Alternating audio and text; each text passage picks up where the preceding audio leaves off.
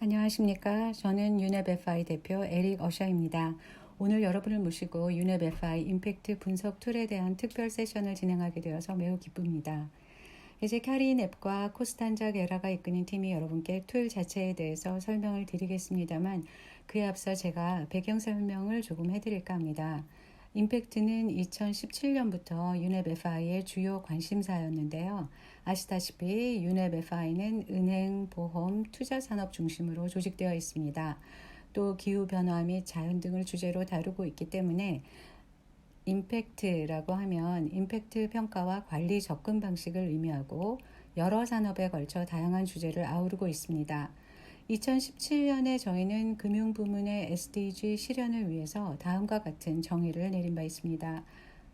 즉, 긍정적 임팩트 기업 및 금융이란 지속가능 발전 3개 축에 대한 부정적 임팩트를 올바로 관리한 다음 이 3개 축에 기여하는 경우를 의미한다는 것입니다. 이러한 정의는 긍정적 임팩트 금융의 중심 원칙이자 새로운 보다 전체적 접근 방식을 통한 임팩트 관리의 시작점이 되었습니다. 다양한 임팩트 주제들 간의 연관성을 체계적으로 이해하고 활용하는 것을 목적으로 하며 보건, 기후변화, 고용 같은 주제가 그 예가 되겠습니다. 하지만 이들 간의 연관성을 찾아내고 관리하고 활용하지 못하고 있기 때문에 새로운 전체적 접근 방식이 보다 중요하게 되었습니다. 이를 통해 이중 중요성, 다시 말해 금융 리스크와 지속가능 목표 달성에 비는 비용을 모두 줄일 수 있습니다. 따라서 UNEP-FI에서는 이 정의를 현실화하기 위해서 몇 가지 단계를 밟아왔습니다. 2018년에는 임팩트 레이더를 발표했고 임팩트 분석을 책임은행 원칙 요건의 하나로 포함시켰습니다.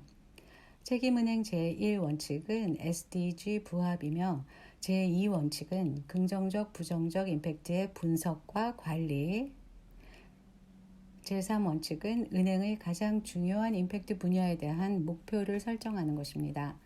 작년에는 전체적 임팩트 분석을 위한 툴을 발표한 바 있습니다.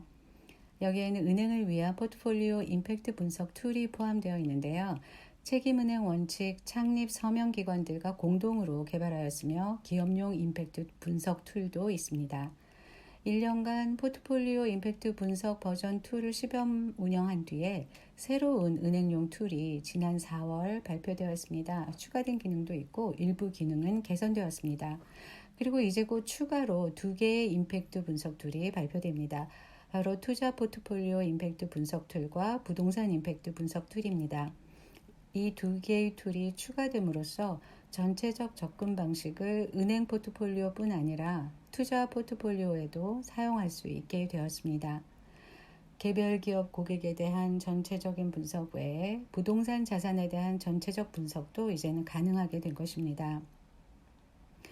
UNEP-FI 대표로서 제가 바라는 바는 임팩트 분석 툴의 적용 범위가 넓어지면서 점차적으로 금융 부문과 그 이해 관계자들 간의 공통의 언어가 생겨나는 데 기여하는 것입니다.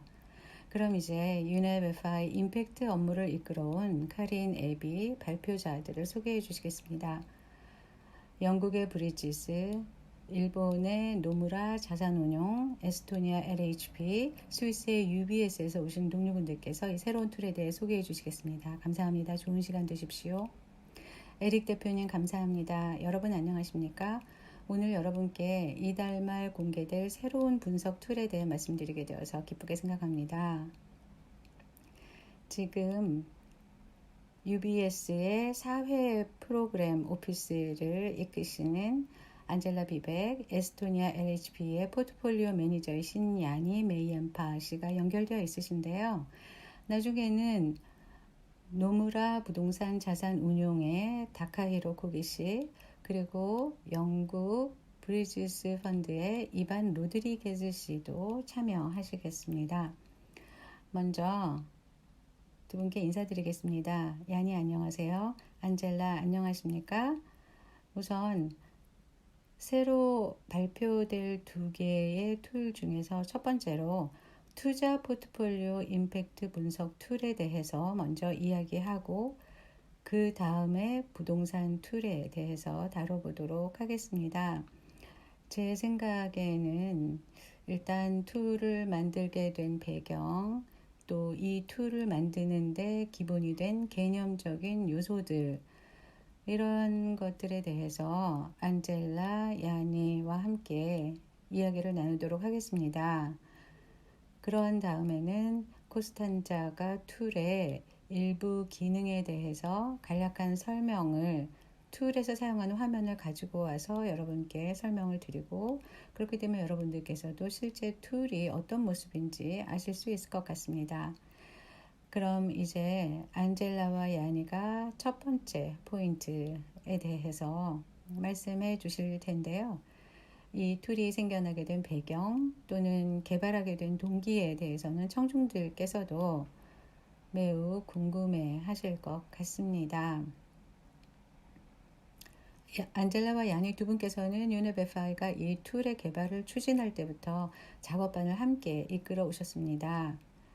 그래서 일단 먼저 이 툴의 배경에 대해서 설명을 좀 해주시면 좋겠습니다.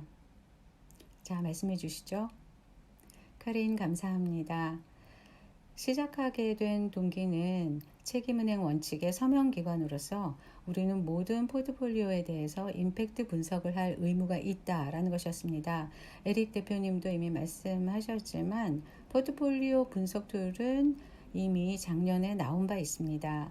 은행용 포트폴리오 임팩트 분석 툴이었죠. 그런데 UBS를 포함해서 다수의 서명기관들에게 있어서는 투자가 비즈니스 업무의 큰 부분을 차지하고 있습니다. 그런데 기존의 포트폴리오 임팩트 분석 툴은 이런 부분을 다루고 있지 않았습니다. 그래서 몇몇 기관들이 작업반을 만들어서 투자 포트폴리오에 적합한 새로운 툴을 개발하기로 결정한 것입니다. 세계에서 가장 큰 자산 관리사의 하나면서 운용 자산이 4조 달러에 달하는 UBS로서는 새로운 툴 개발을 공동으로 주도하는 것이 당연한 선택이었습니다. 지속 가능성은 오래전부터 UBS 주요 전략 중의 하나였고, 그래서 수십 년간 임팩트에 대해서 직접적인 접근을 해왔습니다. 하지만 포트폴리오 전체에 걸쳐서 창출되는 가치를 관리하려면 간접적인 임팩트도 고려해야 하고, 또 우리 투자 활동 간의 상호 연계성도 이해해야 합니다. 책임은행 원칙 임팩트 분석 툴은 바로 그런 것을 가능하게 해줄 것입니다. UBS는 지속 가능성을 위해서 많은 노력을 하고 있으며 툴 설계 단계 전체에 걸쳐서 자산 관리와 자산 운용 임팩트 전문가들의 자문을 얻었습니다. 전문가들의 피드백을 바탕으로 다양한 지점에서 방향성을 잡아갔고, 중요한 요소들은 포함시키면서도 너무 복잡하지 않도록 설계하였습니다. 이는 UBS처럼 투자 포트폴리오의 규모가 크고 다각화된 기관에게 당연히 중요하지만, 또 결국은 우리가 투자 결정을 도와주고 그 투자를 관리해주는 우리 고객들을 위한 것입니다. 통찰력을 통해서 고객이 자산을 어떻게 배분할 것인지 도움을 주게 되고, 고객의 투자의 지속 가능성이 높아지면 UBS의 지속 가능성도 높아지는 것입니다. 안젤라, 감사합니다. LHB에서도 기본적인 논리는 안젤라가 말씀하신 UBS 모델과 비슷합니다. LHB는 에스토니아에서 가장 탄탄한 금융그룹이자 자본 조달 기관입니다. 저희의 목표는 모든 이해관계자들과 견고한 관계를 구축하는 것인데, 그러려면 지속 가능성에 주목할 수밖에 없습니다. 저희는 지속 가능성은 끊임없이 진화하는 프로세스다라고 생각합니다. 매일의 업무에서 또 연기금 투자 관리에서 저희는 이러한 임팩트 분석 툴의 필요성을 느꼈습니다. 즉, 포트폴리오를 더 자세히 파악하고 또 더 자세히 분석할 수 있는 툴이 필요했던 것입니다. 말씀드렸다시피 지속 가능성은 끊임없이 진화하는 프로세스이고, 지속 가능성에 대해서 사내의 지식과 역량을 쌓는 것이 중요하다고 저희는 믿고 있습니다. LHB가 다른 대형 은행이나 금융기관에 비해서 업무 범위는 좁을 수 있지만, 임팩트 범위 설정이나 식별, 평가와 관련해서는 대형 기관이나 저희나 같은 분야에 주목하고 있습니다. 야니, 안젤라 배경 설명해 주셔서 감사합니다. 이제 다음으로 살펴볼 것은 투자 포트폴리오의 특성입니다. 이미 말씀드린 대로 포트폴리오 임팩트 분석 툴이 이미 있기는 합니다. 그런데 은행 포트폴리오 위주이고 주로 대출과 관련된 것들을 다루고 있습니다. 그래서 이번 툴을 만들 때에는 방법론을 조금 조정해야만 했습니다. 물론 전체적 임팩트 접근 방식이나 기본 방법론은 그대로 유지했습니다마는 좀 더 맞춤화된 방식으로 조정을 해서 투자 포트폴리오 사용 사례에 잘 적용될 수 있도록 했습니다. 그럼 이제 작업반에서 그런 것들과 관련해서 어떤 일들을 해오셨는지 조금 말씀해 주시고 특정 사용 사례에도 적용될 수 있도록 하기 위해서 어떤 점들을 고려하셨는지 말씀해 주시면 좋겠습니다.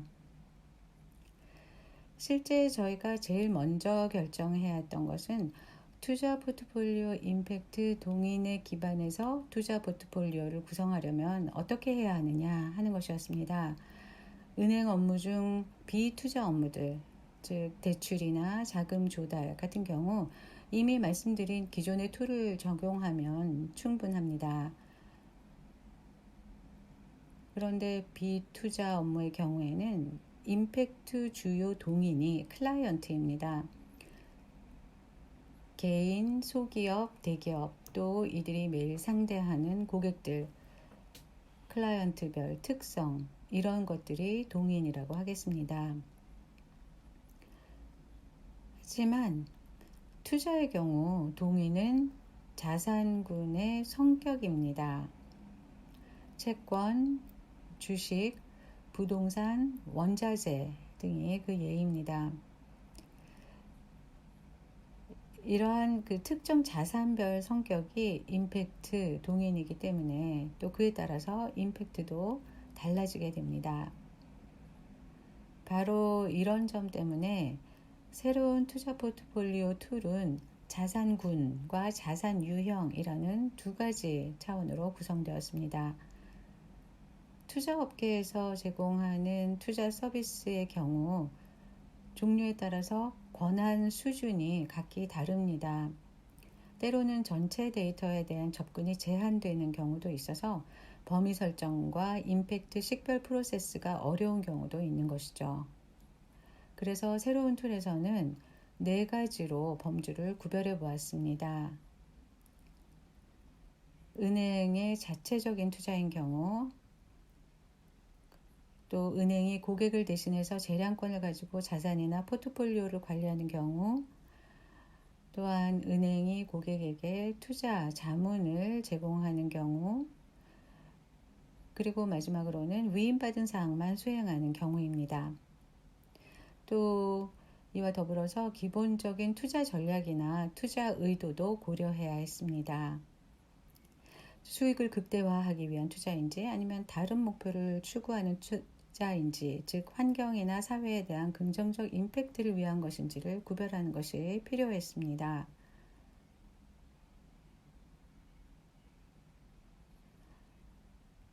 또 투자 업계에 있어서 매우 중요했던 것은 ISIC 국제표준산업분류에서 GICS 글로벌 산업분류 기준으로 전환한 것이었습니다.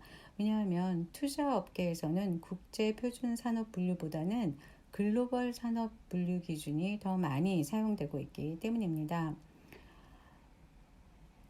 실제 투자 업무 담당자들이 툴을 더 잘 사용할 수 있도록 하는 아주 중요한 변화였습니다. 마지막으로 대출이나 자금 조달은 성격이 명확한 데 비해 투자는 훨씬 더 다양한 측면의 임팩트를 갖고 있습니다. 제가 한 가지만 첨언하자면 야니가 데이터에 대해서 말씀하셨는데요. UBS처럼 대형 금융기관에서도 데이터 관련한 문제들로 어려움을 겪습니다. 즉 데이터 격차, 또는 포트폴리오 정보 시스템에 있는 정보의 구체성에 제한이 있다던가 하는 것입니다. 저희는 이를 툴 설계 방식에 반영하고자 했습니다. 왜냐하면 처음부터 실용적인 접근 방식을 통해서 다양한 수준의 통찰력을 제공하지 않는다면 툴이 아무 소용 없을 것이라 생각했기 때문입니다. 완벽한 해결책이냐가 중요하기보다는 임팩트에 대한 전체적인 그림을 보고 어디에 더 집중해야 할지를 알아내고 그 결과 목표를 설정하고 시간을 두면서 성과를 모니터링하는 것이 중요합니다. 안젤라 야니, 좋은 말씀 감사합니다. 그러면 이제 마지막으로 질문 하나를 더 드린 다음 코스탄자로부터 툴에 대한 설명을 듣도록 하겠습니다. 청중들에게 이 툴이 보다 넓은 맥락에서는 어떻게 사용될 수 있을지 설명해 주실 수 있을까요? 사실 투자자들이 사용할 수 있는 자원, 툴, 프레임워크 등은 이미 많이 나와 있는 상황인데요. 보다 넓은 맥락에서 이 툴이 어떻게 활용될 수 있는지 얘기해 주시겠습니까? 책임은행 원칙의 임팩트 접근 방식은 임팩트를 투자 포트폴리오 전반에 걸쳐서 전체적으로 보는 것이기 때문에 이 둘이 기존의 다른 프레임워크들과 접점은 분명히 갖고 있는 겁니다. 따라서 저희는 기존의 프레임워크를 몇 가지 방식으로 활용하고자 했습니다. 첫째로 이 툴의 구조가 투자자들이 이미 익숙한 프레임워크와 호환성이 있도록 했습니다. 야니가 글로벌 산업 분류 기준을 그래서 말씀하셨던 거죠. 또한 책임 투자 원칙의 자산군 분류 체계를 사용했습니다. 둘째로 지표 라이브러리를 보시면 임팩트 분석 프로세스의 평가 단계라는 것이 있어서 성과와 관련한 데이터를 수집할 수 있습니다. GRI, SASB, CDP 표준들이 지표 라이브러리에 포함이 되어 있어서 사용자나 저희 모두 책임은행 원칙을 이미 널리 사용되는 프레임워크에 연계할 수 있습니다. 굳이 더 복잡하게 하지 않는 것이 중요하기 때문에 기준의 표준과 연동될 수 있도록 하는 것이 매우 중요하고 또 우리 조직의 이들 표준이 이미 자리 잡고 있는 상황에서는 당연히 그래야만 합니다. 하지만 투자 포트폴리오 임팩트 분석 툴이 특별한 이유는 무엇보다도 임팩트 동인에 대한 매핑과 추적 성능이 뛰어나다라는 점입니다. 즉 환경, 사회, 경제 전반에 걸친 긍정적, 부정적 임팩트를 살펴보고 매핑과 추적을 하는 것입니다. 이를 통해 우리는 가장 종합적으로 전체를 바라보는 기회를 갖게 됩니다. 감사합니다. 이쯤에서 실제 툴에서 가져온 화면을 보도록 하겠습니다. 이제 제 동료 코스탄자 게라 씨께서 툴의 주요 특징들에 대해서 말씀해 주실 텐데요. 물론 이달 말 발표될 때는 툴 전체에 대해서 자세히 알려드리겠습니다. 코스탄자 시작해 주시죠. 카린 감사합니다. 툴에서 몇몇 중요한 기능들을 가져와서 발표 자료를 준비했습니다. 먼저 말씀드려야 될 것은 투자 포트폴리오 분석 툴이 입력 및 산출 툴이라는 것입니다. 이는 사용자가 자신의 투자 활동과 관련한 데이터를 입력하도록 되어 있다는 의미입니다.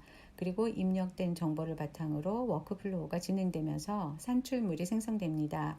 부동산 툴에도 비슷한 로직이 적용되는데 잠시 후에 보여드리겠습니다. 지금은 먼저 투자 툴부터 보도록 하겠습니다. 투자 툴의 워크플로우는 3단계로 이루어져 있습니다.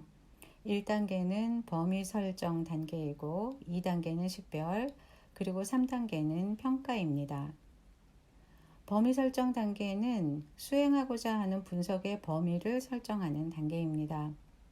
포트폴리오 분석이라고 해서 여러분 포트폴리오 내의 모든 투자를 다 검토해야 하는 것은 아닙니다. 실제 상품과 클라이언트를 기반으로 해서 그 임팩트가 잘 보여지도록 하면 됩니다. 보시면 범위 설정 단계에서 어디에 중점을 두고 분석해야 하는지를 이해할 수 있다는 것을 아실 수 있습니다. 식별 단계는 투자 활동과 연관된 임팩트를 이해하고 그 맥락을 파악하는 단계입니다. 이때 자산군의 성격, 또 개별 자산의 성격과 같은 동인을 기반으로 하기도 하고 또 지리적 위치를 기반으로 하기도 합니다. 예를 들어 투자하고 있는 국가와 그 국가의 니즈, 글로벌한 니즈 등이 여기에 해당됩니다. 마지막으로 평가 단계는 투자 활동과 연결된 실제 임팩트를 알아보는 단계인데요. 식별 단계에서 파악한 주요 임팩트 분야에서 거둔 성과를 평가해서 임팩트를 알아봅니다. 평가 단계가 중요한 이유는 이를 통해서 어떤 목표를 설정하고 어떤 액션을 취해야 하는지 알 수 있기 때문입니다.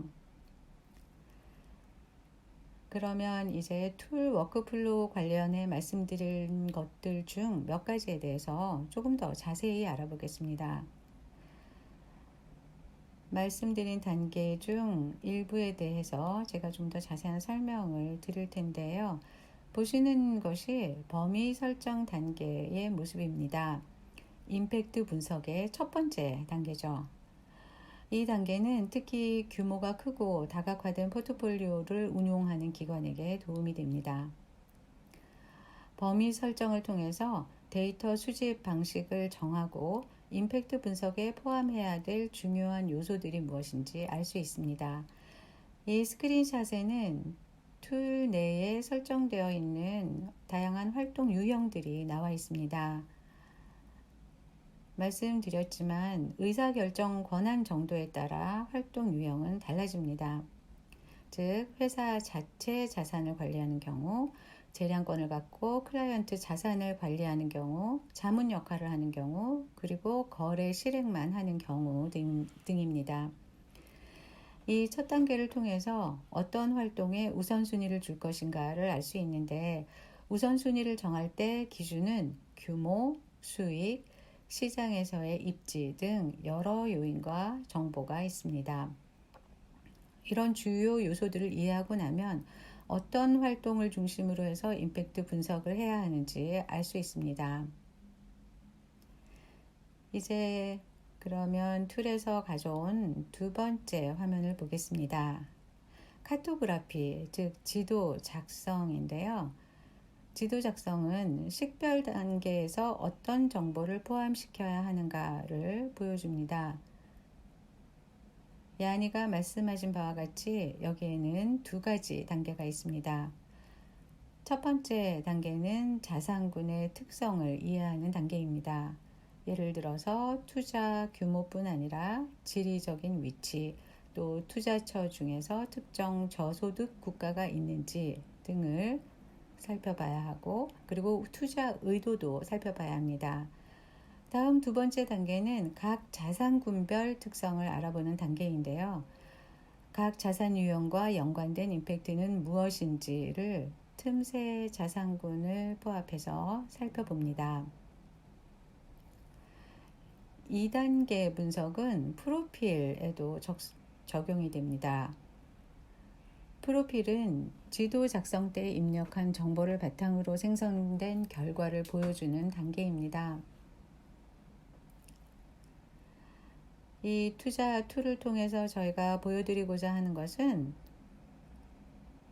두 단계의 정보입니다. 첫째는 자산군과 관련된 임팩트, 보다 상세하게는 각 자산군 내의 특정 자산 유형별 임팩트입니다. 즉, 정보의 상세도를 저희가 두 단계로 나눈 것이죠. 다음의 툴 화면을 보시면 산출물이 어떤 모습인지를 알 수 있습니다. 지금 보시는 것은 정보 상세도 1단계로서 프로필 탭의 스파이더 차트 형태로 나타납니다. 이 경우 자산군과 관련된 모든 임팩트뿐만 아니라 투자 의도와 관련된 임팩트, 또 자산의 위치와 관련된 임팩트도 알 수 있습니다. 이것을 보게 되면 어느 분야에 집중해야 하는지를 넓은 관점에서 볼 수 있는데, 가장 중요한 임팩트가 무엇인지 명확히 알 수 있기 때문입니다. 또 중요한 것은 이 툴이 항상 긍정적, 부정적 임팩트를 모두 고려하고 있다는 점입니다. 두 가지 임팩트 모두 우리가 신경 써야 하는 부분이기 때문에 스파이더 차트에도 두 가지 모두를 보여주고 있습니다. 다음 화면은 툴에 내장되어 있는 리소스로서 임팩트 매핑입니다. 우선 아래쪽에 보시면 툴 안에 포함되어 있는 임팩트 매핑 전체가 나와 있습니다. 매핑은 말씀드렸던 산출물을 생성하기 위해서 사용됩니다. 사용자가 첫 번째 단계에서 툴에 입력한 정보들을 취합해서 매핑을 하고 그 다음 이 매핑을 근거로 산출물과 임팩트 연관성이 생성됩니다. 슬라이드에서 지금 보시는 맵은 자산 대비 임팩트 맵인데요. 책임 투자 원칙 분류에 따른 여러 자산군과 UNEP FI 임팩트 레이더에 의한 22개 임팩트 분야 간의 임팩트 연관성을 보여주고 있습니다. 여기에는 긍정적, 부정적 측면이 모두 반영되어 있습니다. 하단의 다른 매핑들은 각 자산군별 임팩트 연관성입니다. 슬라이드 상에 크게 보실 수 있는 맵은 분석 첫 단계에서 사용이 되어서 자산군들과 연관된 임팩트를 알려주는 것이고요. 그 외에 다른 맵들은 특정 자산군을 들여다보고 그 자산군 특유의 자산 유형이 갖는 연관성을 보여주게 됩니다.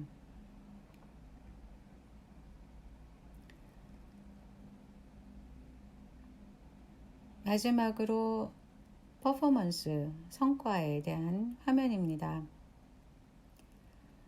성과는 말씀드렸던 평가 단계에 있어서 중요한 부분 중에 하나입니다. 성과 단계에서는 우리가 식별 단계에서 파악했던 중요 임팩트 분야에 대한 성과를 평가하는 것입니다. 보시면 일련의 지표들이 나와 있는데요.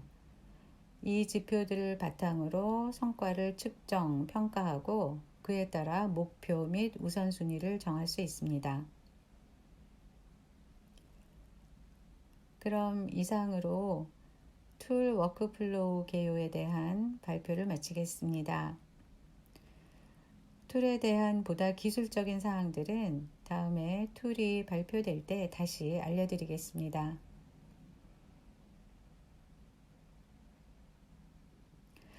코스탄자 툴의 주요 요소들에 대한 설명해 주셔서 감사합니다. 이외에도 많은 구성 요소들이 있기 때문에 추후에 발표될 때 여러분께 보다 전체적으로 자세히 말씀드리도록 하겠습니다. 서로 다른 요소들 간의 관계, 입력치와 산출물의 관계, 또 산출물 전체는 어떤 모습일지 등 다시 알려드리겠습니다. 코스탄자 감사합니다. 이제 세션의 첫 번째 부분을 마무리하면서 이제 다시 안젤라와 야니 두 분께 혹시 마무리로 하시고 싶은 말씀 있으시면 부탁드리도록 하겠습니다. 카린, 코스탄자, 새로운 툴 소개해 주셔서 감사드립니다. 이미 말씀드린 대로 이 툴은 지속 가능성을 관리하고 임팩트를 관리하는 데 탁월한 방법입니다. 지속 가능성 전략의 첫 번째는 투자 포트폴리오의 긍정적, 부정적 임팩트를 매핑하는 것인데 이 툴이 바로 그것을 가능하게 해줍니다. 임팩트 관리를 통해서 우리는 향후를 대비할 수 있습니다. 지속 가능성 관련 규제건 표준 준수건 아니면 비즈니스 전략의 일환이건 모두 준비할 수 있습니다. 이 툴을 사용하면 전체적 접근 방식으로 임팩트 관리를 할 수 있고 한 번에 하나의 지속 가능성 주제만 보는 것이 아니라 전체적인 관점에서 접근할 수 있습니다. 이렇게 연관성들을 살펴보게 되면 서명기관이든 툴에 관심이 있는 기관이든 새로운 비즈니스 기회를 맞이할 수 있습니다. 코스탄자와 카린이 설명한 접근 방법의 또 다른 장점이라면 이것이 융합을 지원한다는 것입니다. 오늘날 우리 산업은 시장이 분절화되어 있고 투명성이 결여되어 있습니다. 이제 곧 도입될 이 툴은 오픈소스이며 모든 것이 모두에게 공개되어 있습니다. 같은 방법론으로 만들어진 다른 툴들도 있지만 이들 프레임워크도 우리 툴에 직접 접목되어 있다라는 점에서 이 툴은 융합과 조화를 몸소 실천하는 툴이라 하겠습니다. 굉장히 기대가 됩니다. 이 툴은 지난 10개월간 야니, 카린, 코스탄자, 저 그리고 자산운용 프라이빗 뱅킹 작업반에 참여한 책임은행 원칙 서명기관들이 함께 펼친 노력의 산물입니다. 6월 30일 툴 공개 때 참여해 주시고 투자 포트폴리오 임팩트 분석 툴 시범 운영을 지원해 주시길 바라겠습니다. 세션의 말미에는 카린이 사용자 커뮤니티 참여 방법에 대해서 여러분께 알려드릴 것입니다. 감사합니다. 이제 노무라 부동산 자산운용의 타카히로 코기 씨와 브리지스 펀드 운용사의 이반 로드리게즈 씨 모시겠습니다. 타카 이반 환영합니다. 두 분 간략히 본인 소개 부탁드리겠습니다. 이반부터 해주시죠. 그린 감사합니다. 저는 이반 로드리게즈이고 브리지스 펀드 운용사의 지속가능성 담당 이사입니다. 저희 회사는 투자 운용사로서 지속가능 임팩트 투자를 전문으로 하고 있습니다. 20여 년 전에 설립이 되었고 성장 부동산, 아웃컴 펀드, 에버그린 펀드에 장기 투자하는 복합적인 전략을 추구하고 있습니다. 감사합니다. 이반 감사합니다. 타카 말씀해 주세요. 안녕하십니까? 저는 일본 노무라 부동산 자산운용의 타카히로 코기입니다. 저희는 주로 일본 부동산 시장에 투자하고 있으며 현재 운용 자산 규모는 150억 달러 정도입니다. 저는 ESG 관련 업무를 담당하고 있고요. 유넵 FI 부동산 작업반 일원이기도 합니다. 오늘 이런 기회를 갖게 되어서 영광으로 생각합니다. 감사합니다. 두 분 모두 반갑습니다.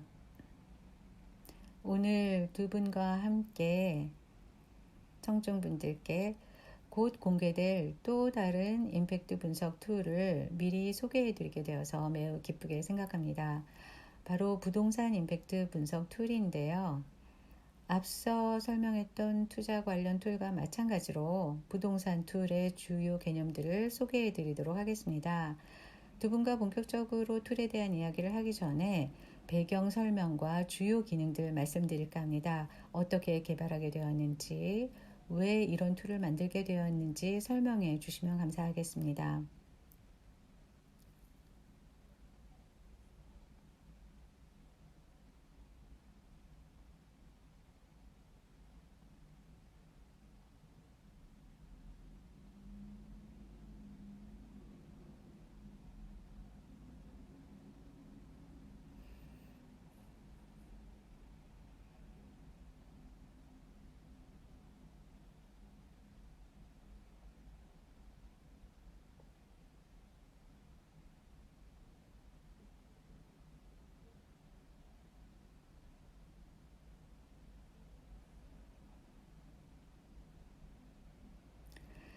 이번 측에서 인터넷 연결 문제가 있었던 것 같습니다. 다시 연결되었네요. 죄송합니다. 괜찮습니다. 편집하면 될 것 같습니다. 예, 감사합니다. 그럼 시작하겠습니다.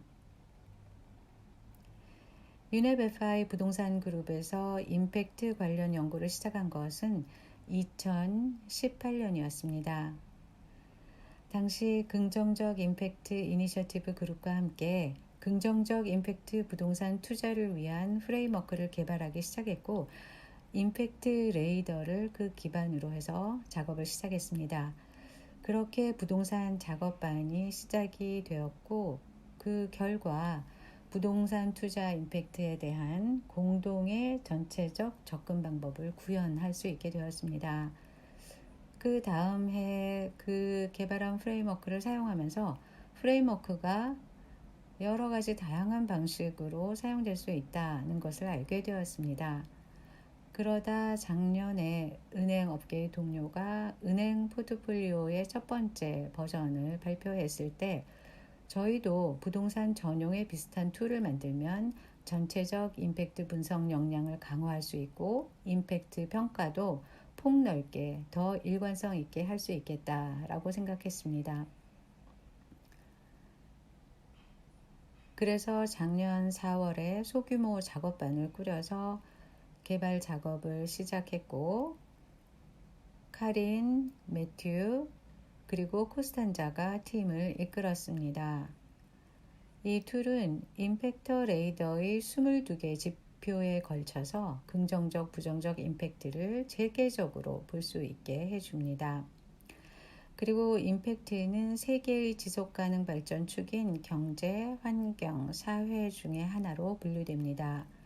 브리지스 펀드에서는 지난 11년간 실제 임팩트를 가진 부동산 펀드에만 투자해 왔으며 현재는 5번째 펀드를 모집 중에 있습니다.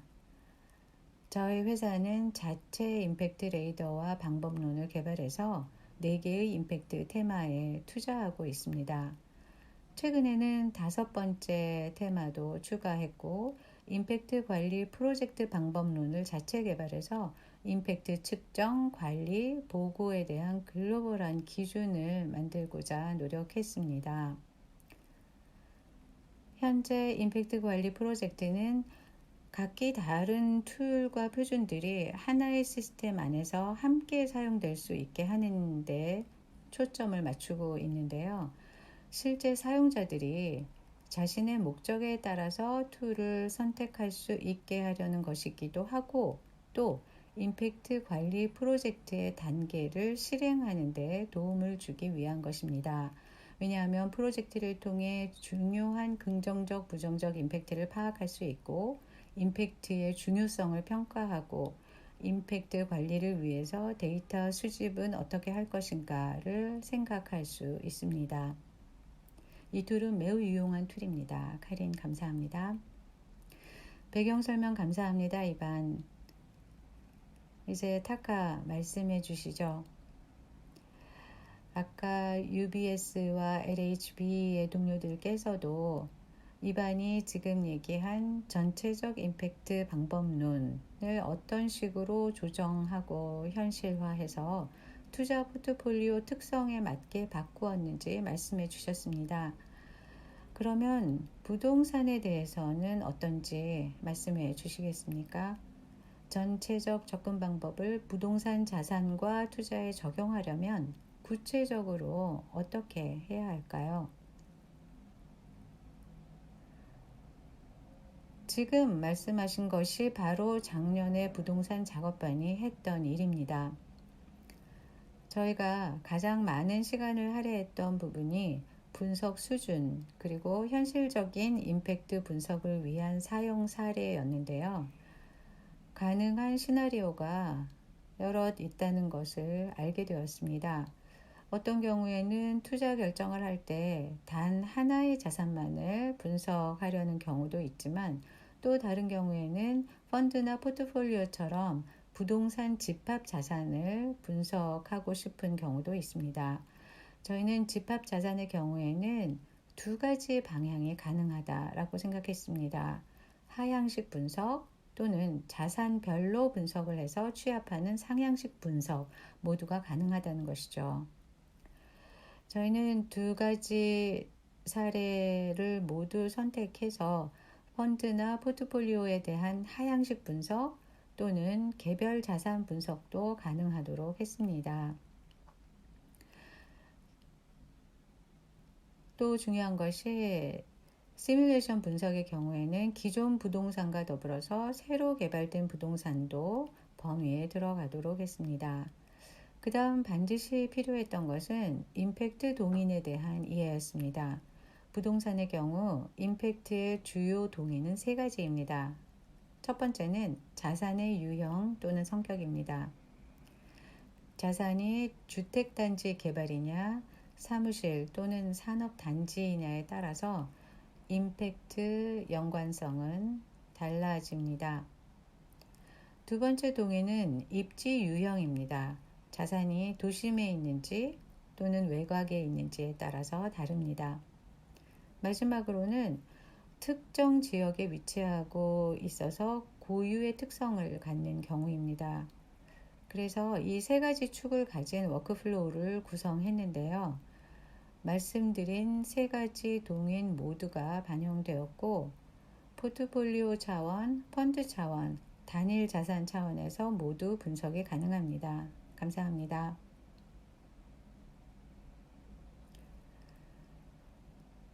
툴의 구조적인 요소에 대한 말씀 감사드립니다. 성격이 조금씩 다른 것들을 같은 방법론을 사용해서 분석하거나 반영할 때는 특유의 동인들도 반드시 함께 고려돼야 한다고 생각합니다. 툴의 특성들을 살펴보기에 앞서서 마지막으로 전반적인 사항 말씀하실 것은 없으신지요? 이반이 말씀하신 것에 더해서 임팩트 관리를 위한 표준이나 툴, 자원 등 시스템에 대해서 하실 말씀 있으시면 해주시면 좋겠습니다. 상호 운용성을 높이기 위해서는 어떤 일들을 하셨는지, 또 이 툴이 그래스프와 같이 부동산 투자자들이 널리 사용하는 프레임워크와는 어느 정도까지 연동해서 사용 가능한지 아마 청중들도 관심이 있을 것이라고 생각합니다. 기본적으로 여러 가지 특징과 장점이 많은 툴이라는 것은 모델 프레임워크와 같습니다. 그런데 이 툴이 흥미롭고 활용도가 높은 것은 전체적 접근 방법을 택하고 있기 때문입니다. 그리고 이것이 기존의 프레임워크들과 다른 점입니다.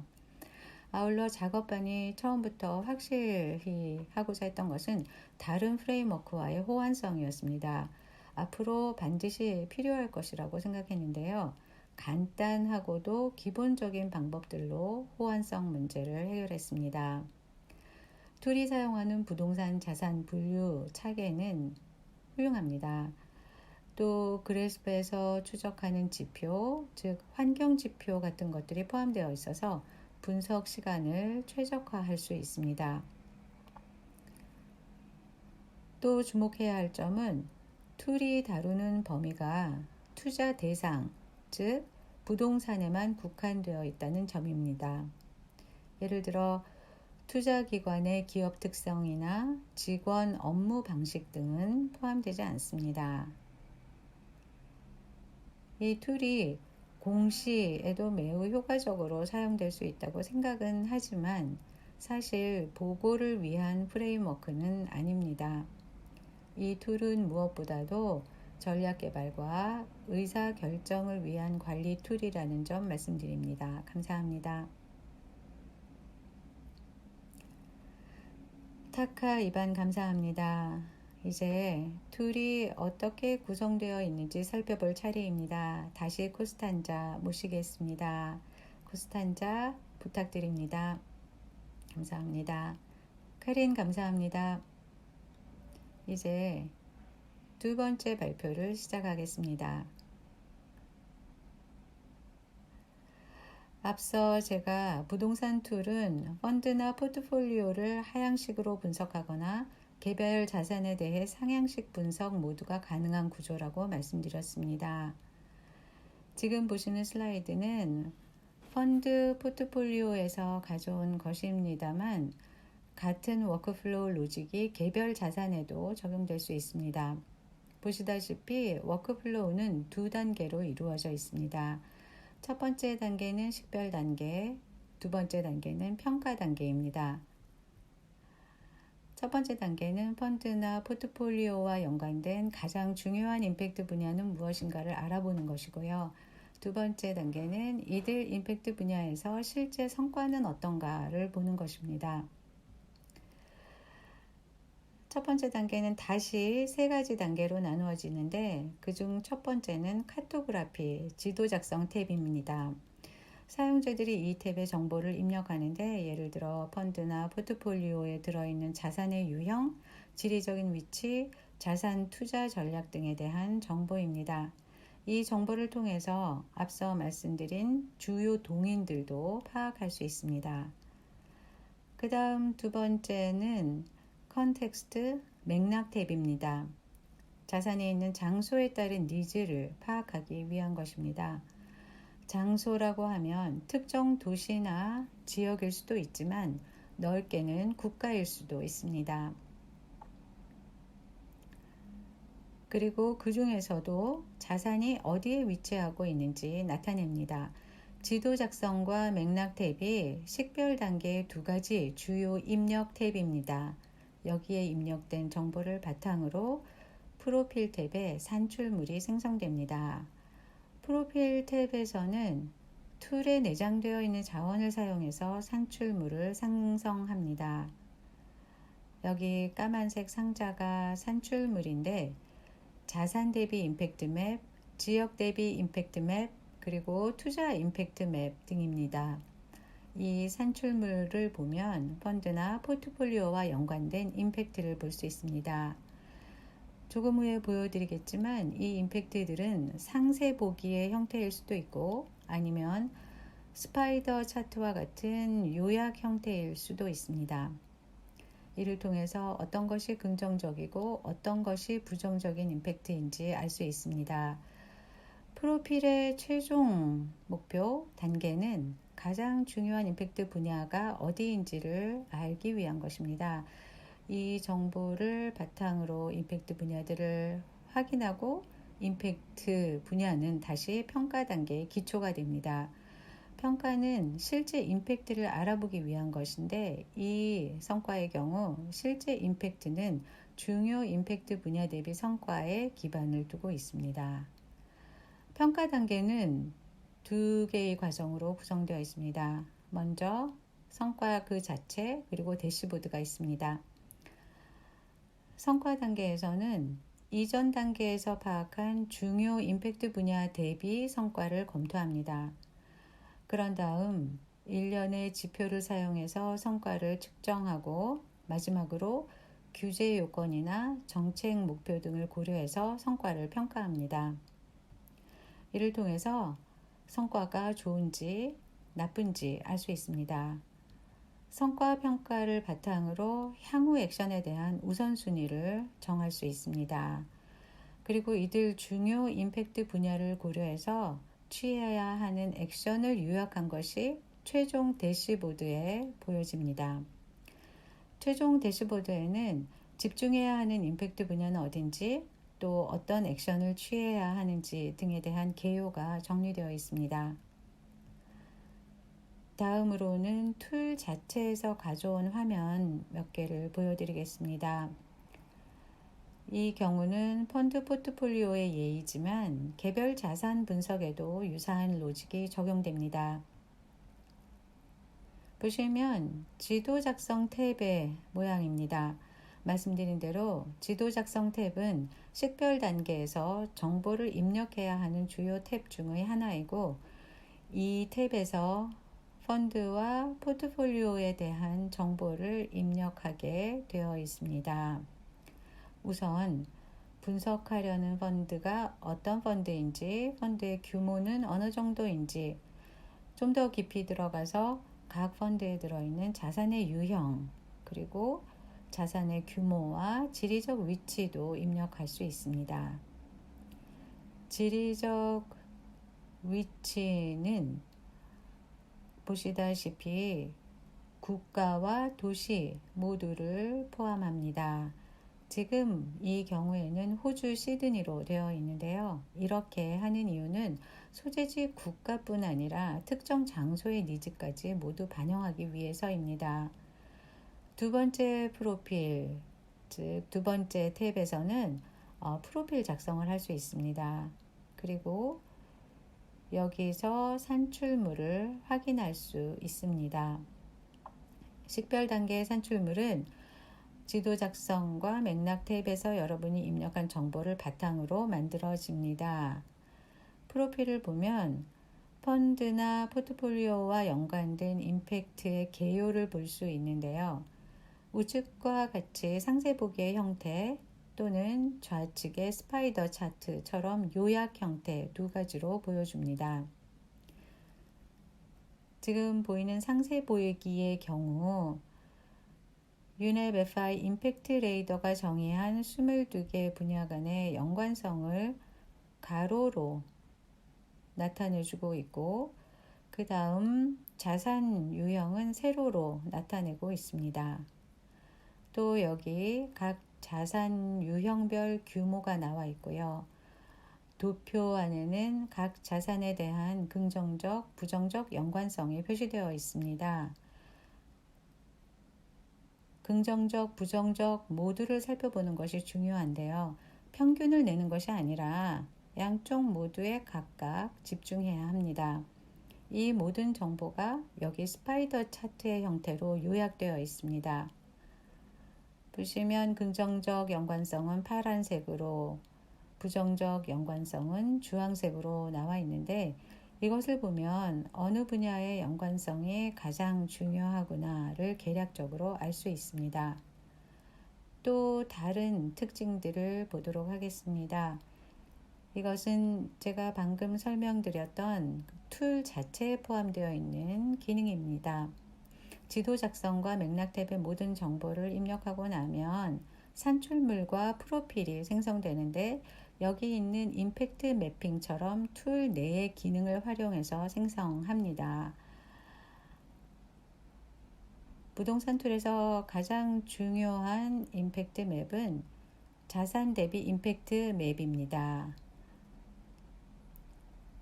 맵을 보면 상단에 22개의 임팩트 분야가 있고, 그 다음 그래스프 분류에 따른 자산 유형이 나와 있습니다. 도표에는 숫자와 설명이 나와 있습니다.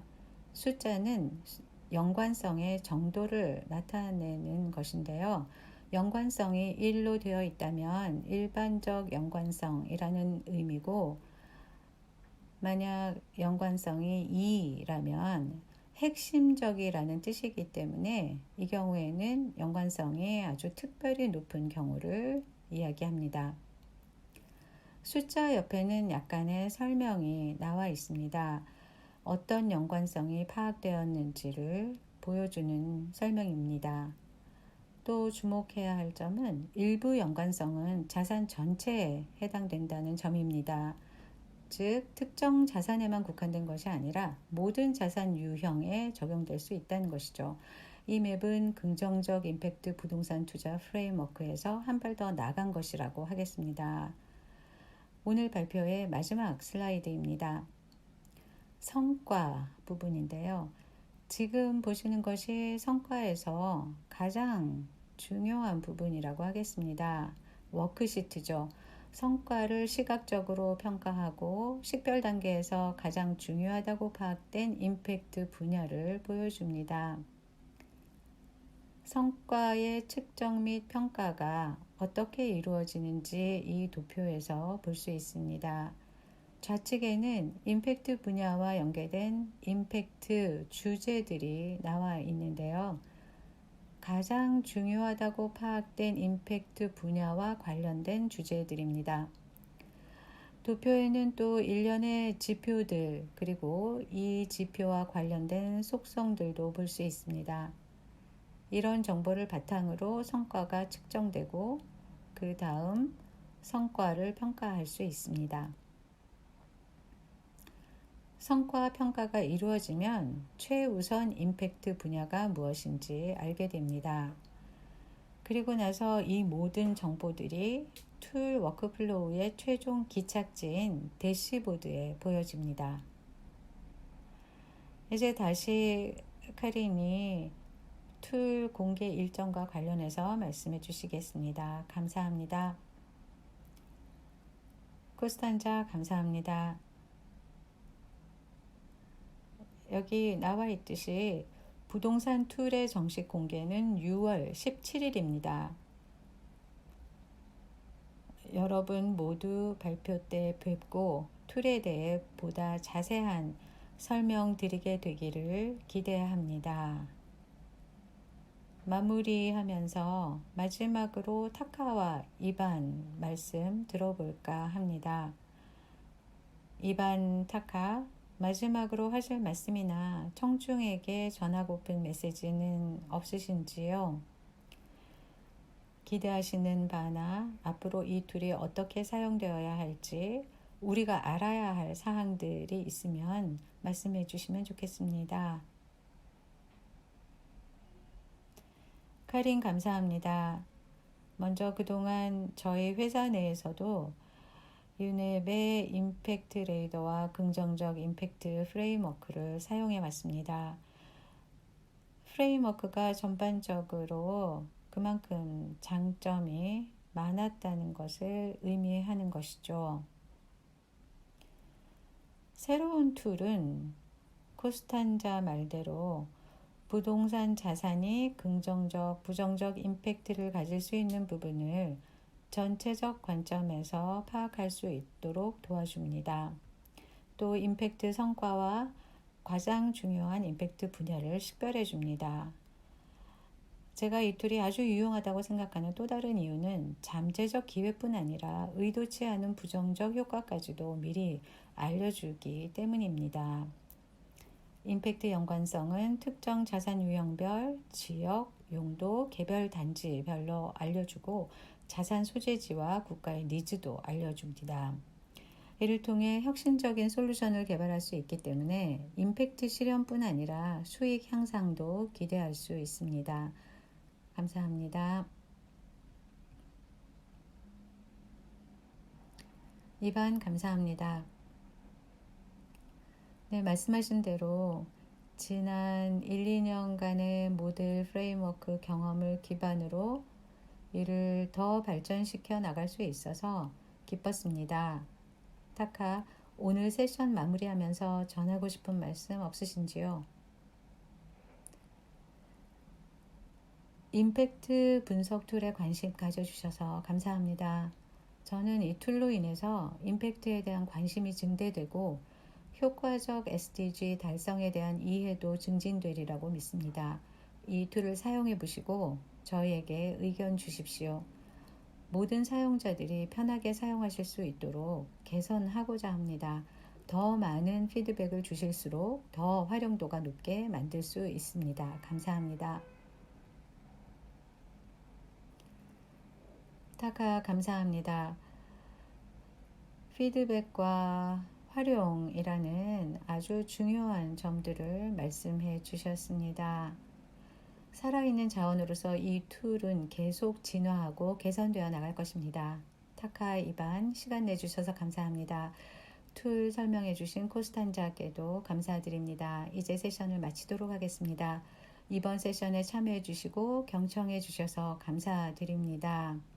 되도록 많은 분들을 17일과 30일 툴 발표 때 뵙고 구현 관련 지원이나 시범 운영에 대한 자세한 정보 드릴 수 있기를 바라겠습니다. 여러분 모두 관심 가져주셔서 감사합니다. 툴 공개 때 참여를 원하시면 저희 웹사이트에 가셔서 등록하시면 되겠습니다. 감사합니다. 안녕히 계십시오.